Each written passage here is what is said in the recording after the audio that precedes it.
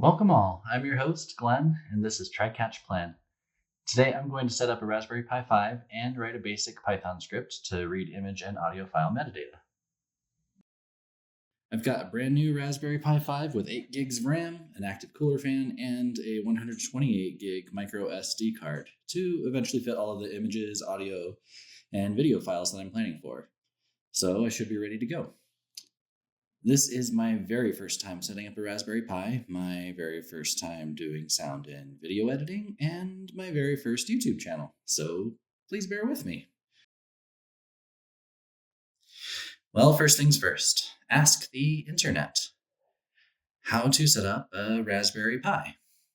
And I can't do better than a guide made by the company that makes the product. Requirements: Pi. Micro SD card, power supply, check, and check. Looks like Raspberry Pi OS has a desktop since they're saying a mouse, keyboard, and HDMI monitor are needed. I'll just SSH into the box for now, and maybe even ditch the desktop in a future install. Anyway, no monitor. The installer is really nice. I'll set up the machine name, user, and password. I'm curious why they call it a host name instead of a machine name. Maybe I'll be able to use that for SSH, but we'll see. Also, in the future, I'll want to be more secure with this whole setup, but for now, this will do. Let's write this to the SD card and continue with the guide.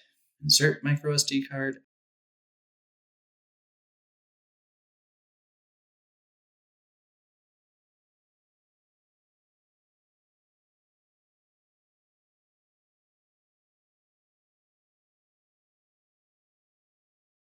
Add power.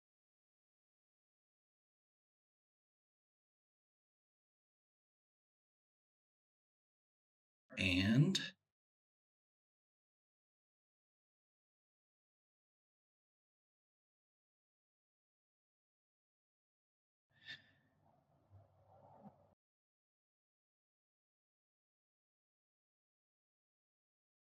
whew, no magic blue smoke.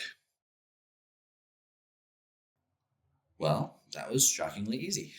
Let's connect to it and create a Hello World script in Python.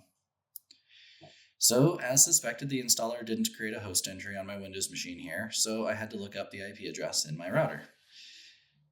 In the connected devices, it was RPI5, just as I named the machine, so that was easy to find. SSH, user at 192.168.50.162. As you saw before, my username is user, so makes it easy.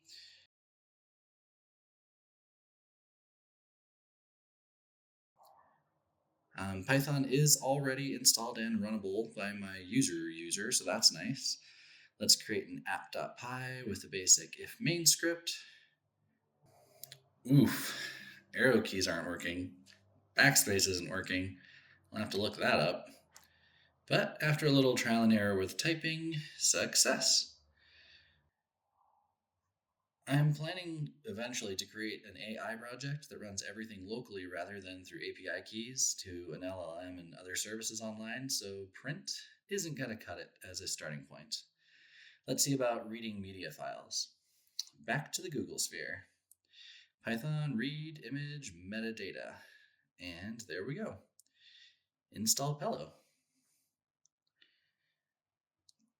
Yes, running Python apps through virtual environments will keep your core machine much more stable and prevent conflicts if parts of your project have different dependencies than other parts. So, Python create virtual environment.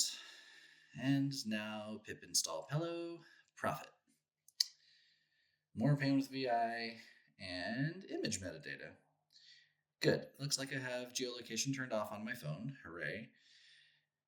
And because, again, that won't cut it if I'm aiming to make an AI project, let's expand this to work for all the files in a directory. But what about non-image files? Time for a factory. We abstract out the functionality that all media will have.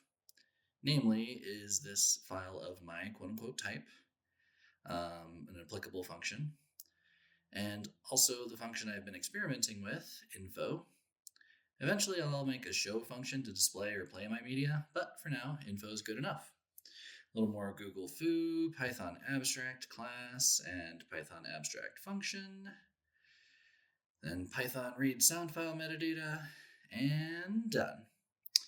Let's check the outputs. And success. There we go. Of course, this is all baby steps toward the end goal. But we've already got an app that's able to interact with two different media types via a common interface. And it's just another class object away from handling the next media type. This will all evolve over time to create and play back audio on the fly and to draw images onto the output buffer to be output on a TFT display. But before all of that, I've got some more learning to do. Thank you for sticking around to watch me fail at all of the things. See you next time where I solder up some buttons and add I/O to my app.